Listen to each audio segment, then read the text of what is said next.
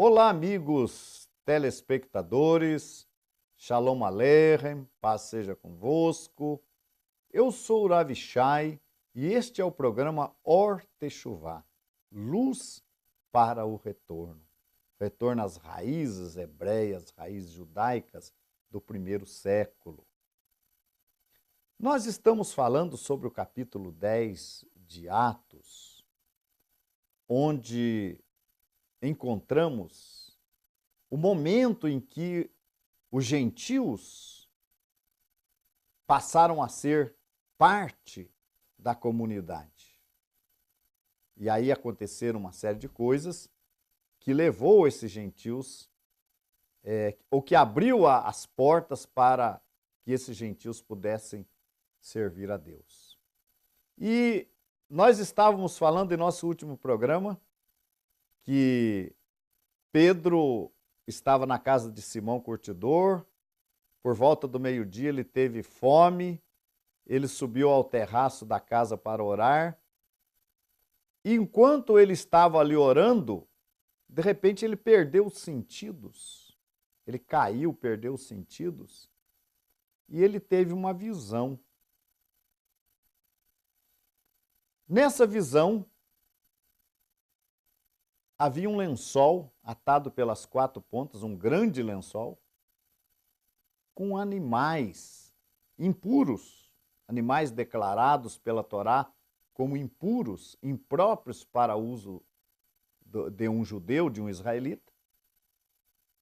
E, de repente, aquela voz fala com ele, levanta-te, Pedro. Ele se levantou ali daquele arrebatamento de sentidos. E a voz lhe disse, mata e come. Aquilo chocou muito Pedro, ele ficou escandalizado, ele não entendeu.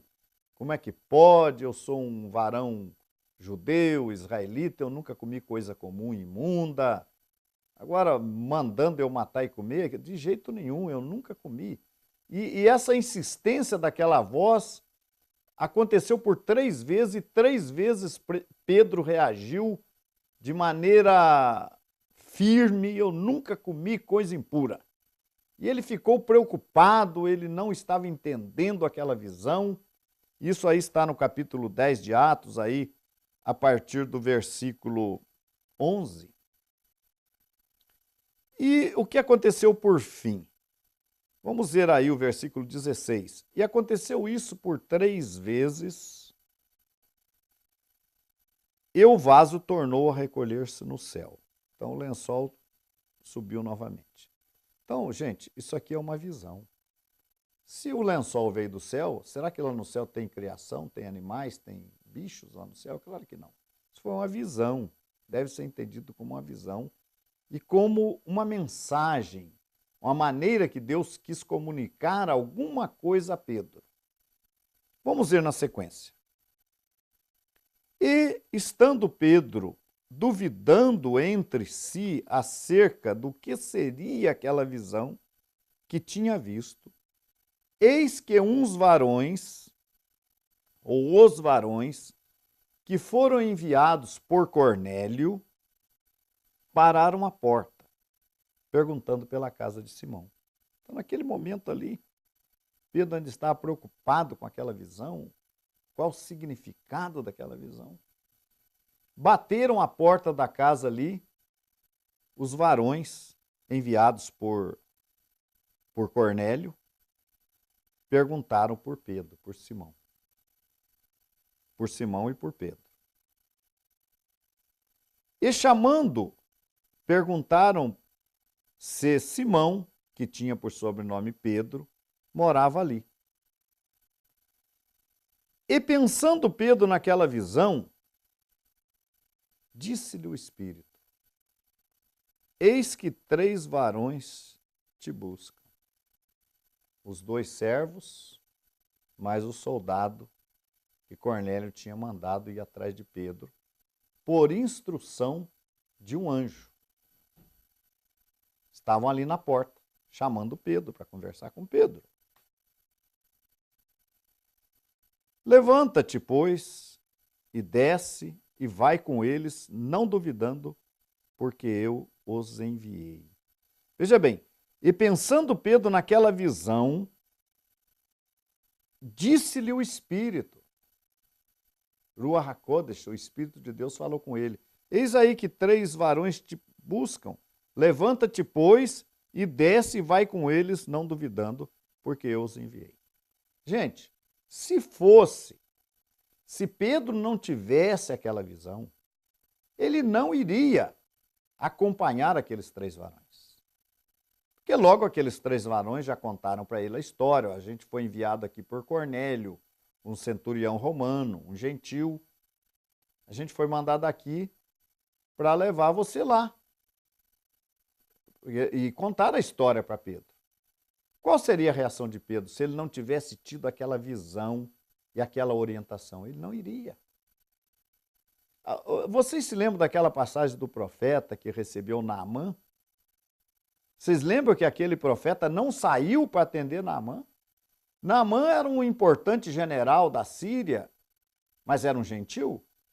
E ele bateu na casa do profeta pensando que ele ia... o general Naamã era leproso, né? Ele foi ali enviado para ser curado da lepra, e ele pensou, não, eu vou ser recebido lá pelo profeta, o profeta vai me mandar entrar. Não, o profeta não mandou ele entrar. O profeta mandou o servo dele ir lá e falar para Naamã, banha-te no Jordão 7 vezes e tal. Então, não, essa relação israelita com gentil era uma coisa muito complicada e quase que não existia esse tipo de relação, até por uma questão de segurança espiritual, de não se contaminar com o paganismo. Pedro também teria essa mesma reação. Ele não iria acompanhar aqueles 3 homens, mesmo que aqueles 3 homens tivessem sido enviados por um centurião romano, por um oficial de Roma. Pedro não iria atender. Mas como ele teve a visão, o Espírito atuou nele. Vocês vejam quanta coisa aconteceu para que o gentil pudesse ter acesso, ter o conhecimento, ter o acesso à vida eterna. Veja quanta coisa. O que aconteceu na sequência? Na sequência, verso 21, Atos 10, 21, diz o seguinte: e descendo Pedro para junto dos varões que lhe foram enviados por Cornélio, disse, sou eu a quem procurais. Qual é a causa por que estáis aqui? Agora que Pedro começa a relacionar a visão com aqueles 3 homens ali. E eles disseram, veja bem, gente, independente da razão, Pedro pergunta aqui, qual é a razão? Por que vocês estão me procurando aqui? Independente, o Espírito Santo não tinha dito para Pedro descer e acompanhar aqueles homens? Está aí no verso 20. Porque eu os enviei. Então, por que Pedro tinha que fazer perguntas ainda?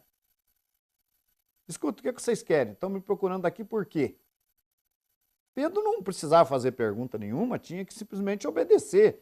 Afinal de contas, Deus já tinha lhe dado a visão, o Espírito tinha falado com ele, que ele fosse, que ele acompanhasse aqueles 3 varões.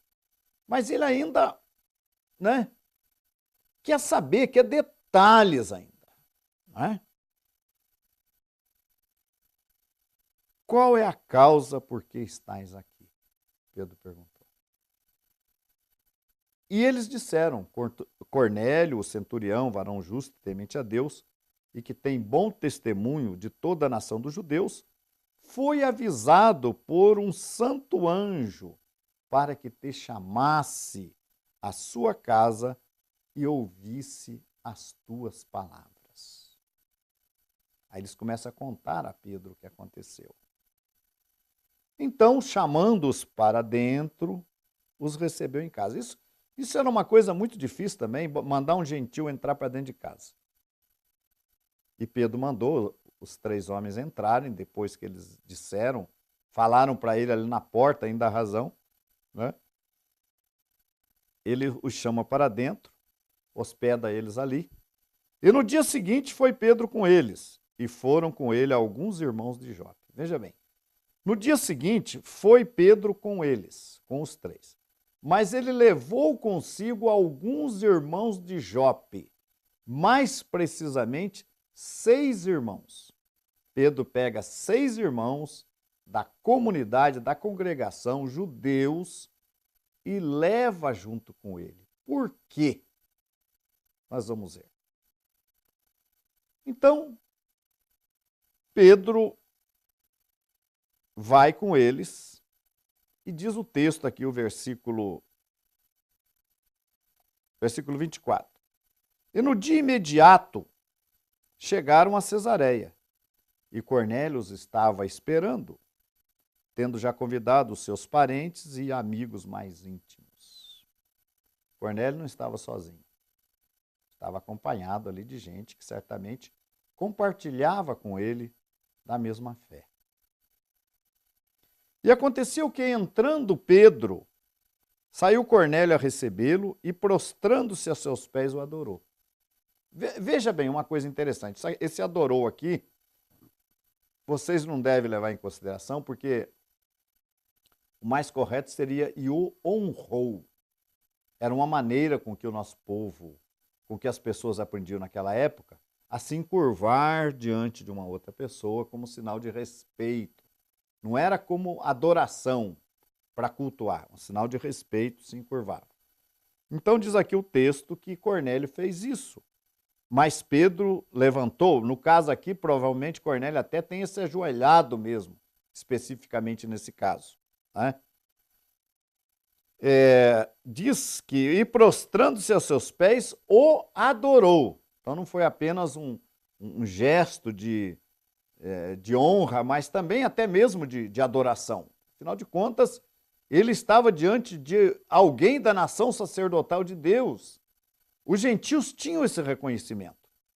Eles reconheciam o povo judeu como povo de Deus, como geração abençoada por Deus. Então eles tinham essa atitude de se encurvar, de reconhecer.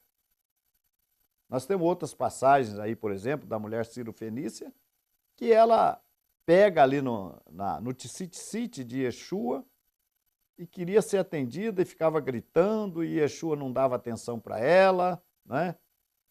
Porque ele não estava ali para atender os gentios naquele momento, mas depois ele dá uma resposta para ela e diz para ela que ele não podia tirar o pão da boca dos filhos e dar aos cachorrinhos. E aquela mulher falou, mas os cachorrinhos também comem das migalhas que caem da mesa dos seus senhores. Então isso é humildade. Cornélio também foi humilde diante de Pedro. E vamos ver na sequência. Mas continue conosco, voltamos já.